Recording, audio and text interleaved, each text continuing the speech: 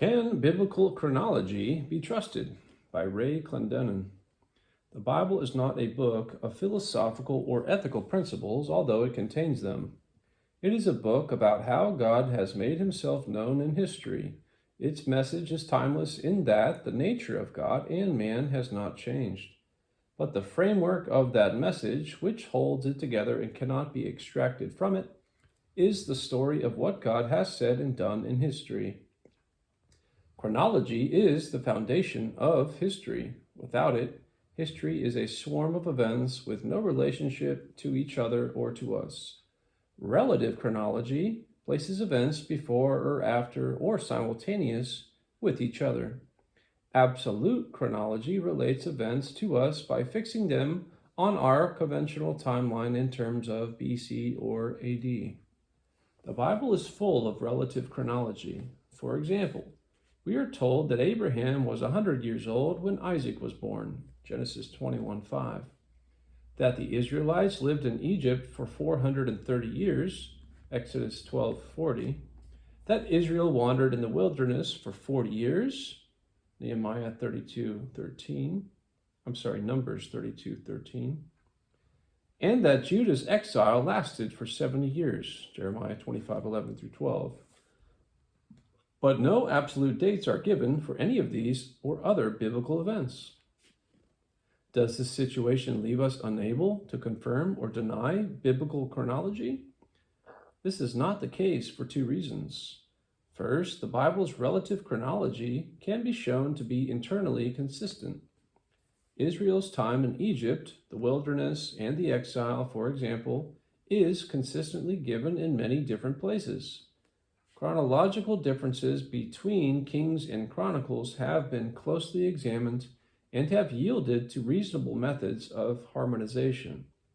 Second, the historical accounts in both the Old and New Testament intersect at various points the histories of surrounding nations such as Egypt, Assyria, Babylon, Persia, and Rome, whose chronologies have been established to a high degree of accuracy. Assyrian chronology, for example, is set according to an eclipse known to have occurred on June 15, 763 BC. Problems still remain.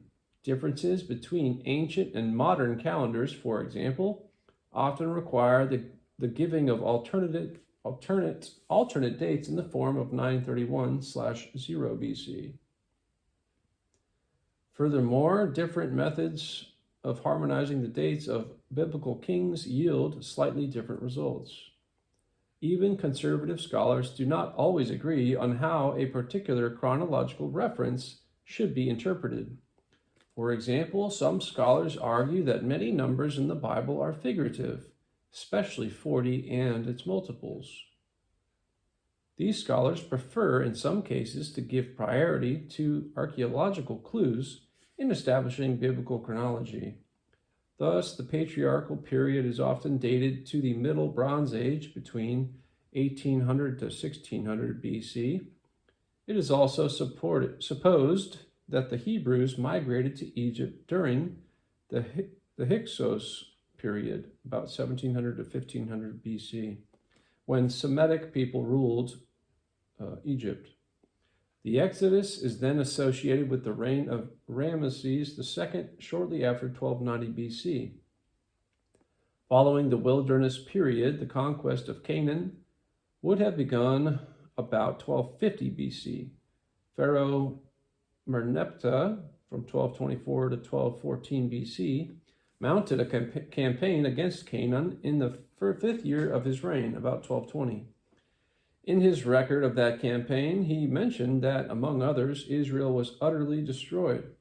Thus, by that date, the people Israel were a recognized group in Canaan. Assuming a literal interpretation of 1 Kings 6, verse 1, however, the Exodus occurred in 1446 BC, and the conquest period lasted about 7 years around 1400 BC. Continuing backward, based on Exodus 12:40, Jacob's migration to Egypt would have been in 1876 BC. Data regarding the ages of the patriarchs would place their births at 2006 BC for Jacob, Genesis 47:9. 2066 BC for Isaac, Genesis 25:26, and 2166 BC for Abraham, Genesis 21:5.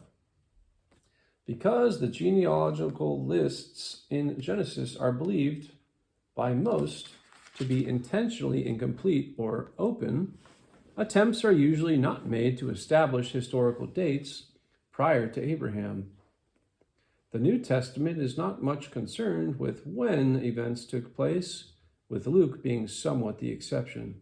Luke tells us, for example, that Jesus was 12 when his parents lost him in Jerusalem, Luke 2:42, and was about 30 at the beginning of his ministry, Luke 3:23.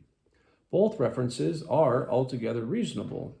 Luke 3:1 gives what appears to set the date for John the Baptist's ministry in the 15th year of the reign of Tiberius Caesar, while Pontius Pilate was governor of Judea, Herod was tetrarch of Galilee, his brother Philip tetrarch of the region of Iturea and Trachonitis, and Lysanias tetrarch of Abilene. There was nothing problematic about this date except the interpretation of Tiberius's 15th year, the determination of which depends on the beginning point and which calendar Luke had in mind. Due to an error by a 6th century Scythian monk who was responsible for our current Western calendar, Jesus' birth actually occurred in the BC era, perhaps in late 5 BC. We know that Herod the Great, who was alive when Jesus was born, died between March 12th and March 13th and April 11th, 4 BC. Unfortunately, the date of Jesus' crucifixion is uncertain. Although the majority opinion is that it occurred in AD 30, a good argument can be made for AD 33. Our knowledge of Roman history allows us to determine that Herod Agrippa and therefore the events of Acts 12 occurred in AD 44. There is no credible reason, then, to question the Bible's historical chronology, even though at times we wish we had more information.